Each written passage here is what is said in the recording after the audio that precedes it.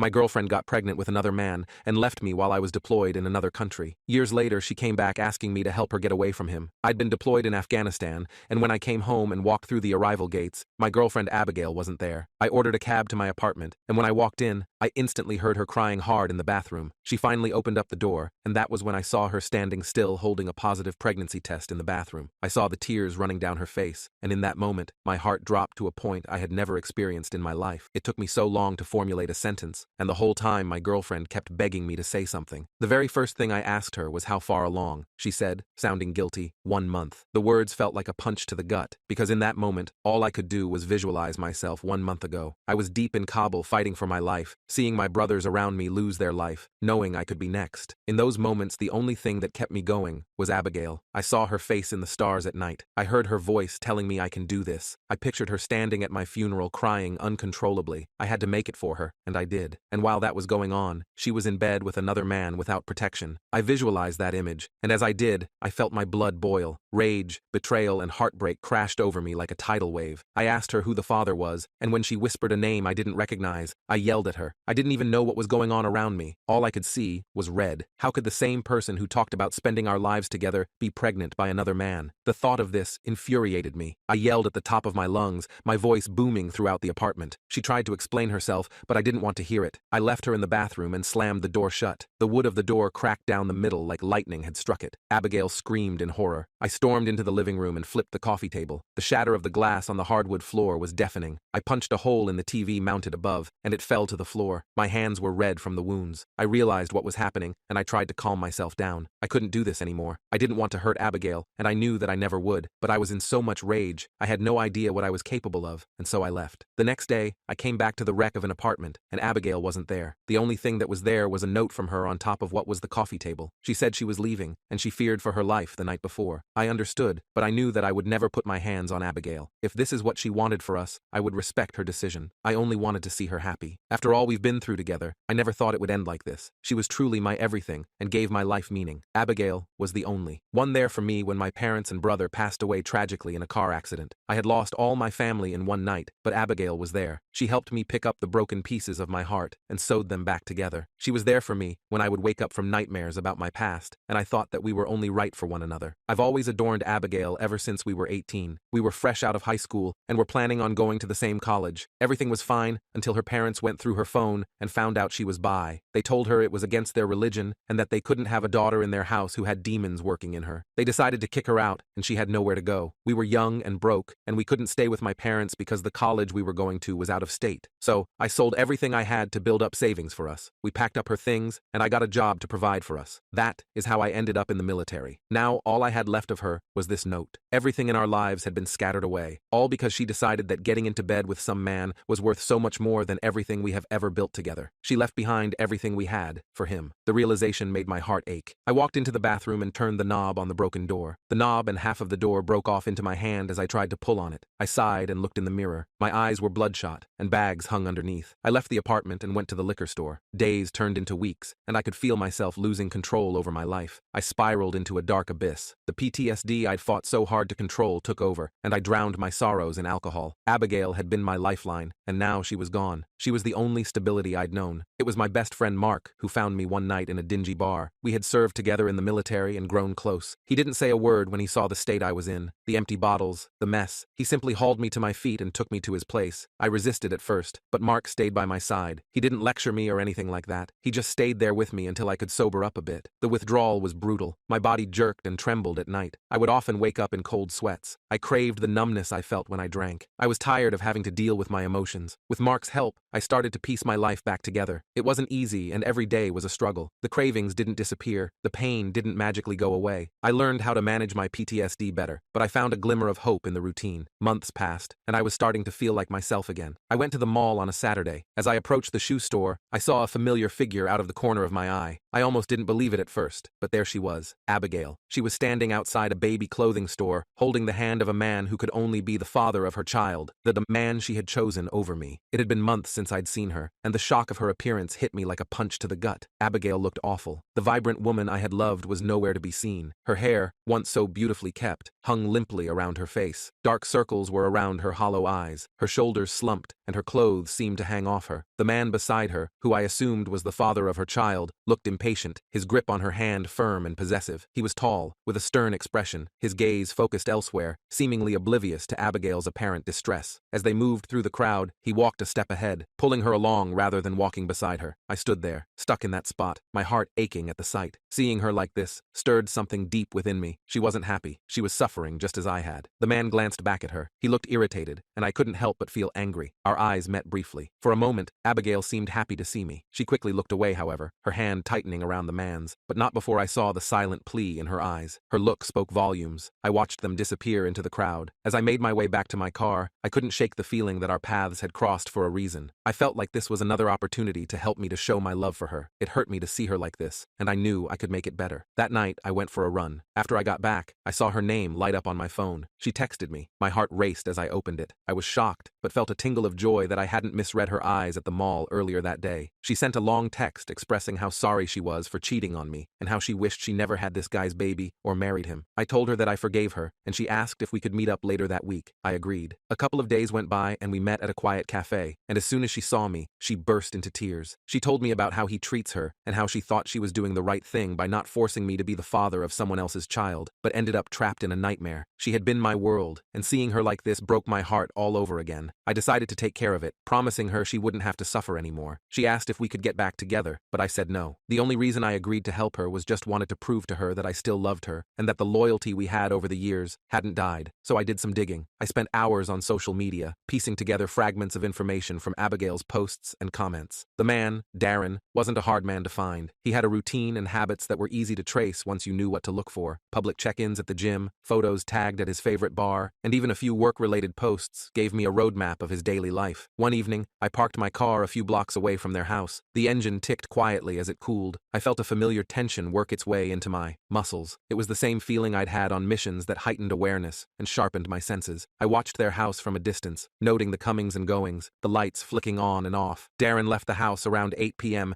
heading to the gym as he did every Tuesday. I followed at a safe distance. My heart was pounding in my chest. The darkness hid me. He was a creature of habit, sticking to the same route and parking in the same spot. I observed him from my car, hidden in the shadows as he walked into the gym. The gym was a 24-hour place, and it wasn't unusual for people to come and go at all hours. I waited, the minutes stretching into what felt like hours, until he finally came out. He was sweat-soaked and carrying a gym bag. He didn't notice me as he walked to his car. I felt a rush of adrenaline. I knew this was it. As soon as I was going to attack Darren, a man that seemed to recognize him showed up, and they started talking to one another. I knew I couldn't now because it would be too risky, so I waited in my car until they were done, but before I could get him, he was in his car. The bar was his next stop. I followed him there, parking across the street and watching as he went inside. The neon lights flickered, casting a sickly glow on the pavement. I waited, knowing that alcohol would make him an easier target. Hours passed, and the bar began to empty. It was close to closing time when Darren finally stumbled out, his steps unsteady, and his demeanor was aggressive. I stepped out of my car. I felt my pulse in my throat. This was the moment I had been waiting for. I shadowed him as he made his way to his car, walking as quietly as possible. He didn't see me coming. I grabbed him from behind and dragged him into the alley behind the bar. I had caught him off guard, and he struggled, but I had the upper hand. I pressed him against the brick wall. I didn't hold back. I let out years of frustration on this dude. When it was over, I walked away, leaving him in a state of minced meat, and not the lean kind. I left that bar feeling accomplished. I was proud of myself. I knew that guy wouldn't be putting his hands on Abigail ever again. Abigail never contacted me again after that, and I didn't seek her out. I'd done what I could for her, and that was enough. I found a strange peace in knowing that the last thing I did for her was protect her, even if it wasn't the kind of protection I'd once dreamed of offering. Life went on. I focused on my recovery, leaning on Mark and the support system I'd built. The nightmares never completely went away, and the pain of losing Abigail was a constant ache, but I learned to live with it. I found new things to live for and new goals to strive towards. One day, as I was walking through the park, I saw a couple playing with their young child. They were laughing. They seemed like the perfect family. I felt a sense of sadness, but also a bit hopeful. Maybe someday I'd find that kind of happiness again. For now, I was content with the knowledge that I'd survived. I'd been to hell and back, but I was still standing, and that was enough.